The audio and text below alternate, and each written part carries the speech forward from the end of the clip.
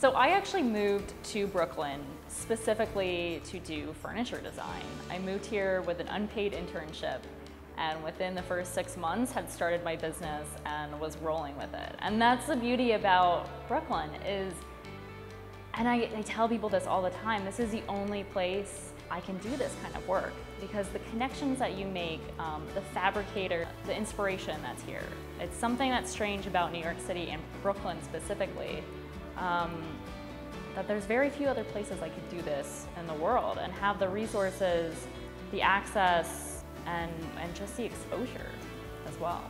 I came across Industry City. I loved this area. It's a quick bike ride away from my home, and I really liked the vision that was happening here.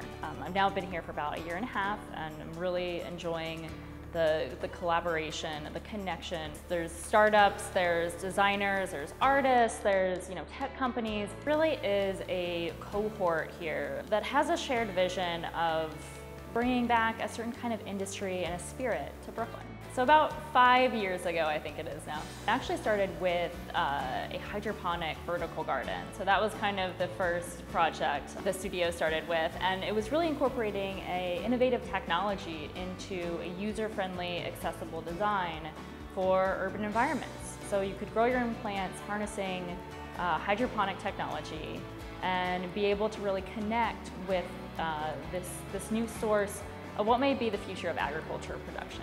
My design studio really focuses on sustainable solutions at the intersection of technology, science, and design. So I came across this material that's created by Curated Design. It uses mushroom mycelium and crop waste and grows a biodegradable and sustainable material. I came across this material at Materials Connection in Manhattan.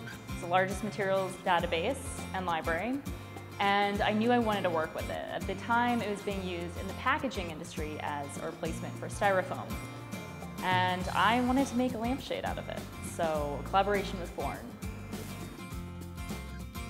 So this is Ecovative's mushroom material. So the raw substrate is comprised of cornstalk, seed husks, a little bit of hemp, and this is a waste product from the agriculture industry. So you're actually going to upcycle crop waste and use it as the building block of this material. So it's already been inoculated with mushroom mycelium, which is the root structure of mushrooms. It's rapidly regenerative. It binds to this agricultural waste and it will digest it as it grows. So we're just going to break it up a little bit further before molding it into custom molds for the lampshades. So the raw substrate is then packed into custom molds and left to grow. It will grow between 4 and 7 days in the molds. It will then be demolded to grow a little bit longer. And then finally it is dried and baked.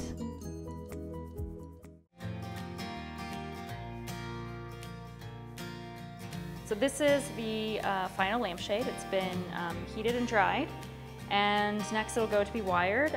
The beautiful thing about this lampshade is it's not necessarily going to biodegrade in your living room, but if you chop it up and put it in a backyard compost, it will fully biodegrade, adding nutrients back to the soil. So we're at that exciting stage that we're scaling production. So instead of it just being a craft production and limited run, we're making that next step. And I think long-term for the studio would be to take a more biomimicry approach to not only designing, but how a studio is operated. And that's really, looking at what makes sense and how we fit in here on the planet. And, how the products that we create, the processes that we engage in aren't doing more harm, and we can actually add value back to the planet. We can actually add nutrients back to the world and live in a more cohesive and collaborative way with nature.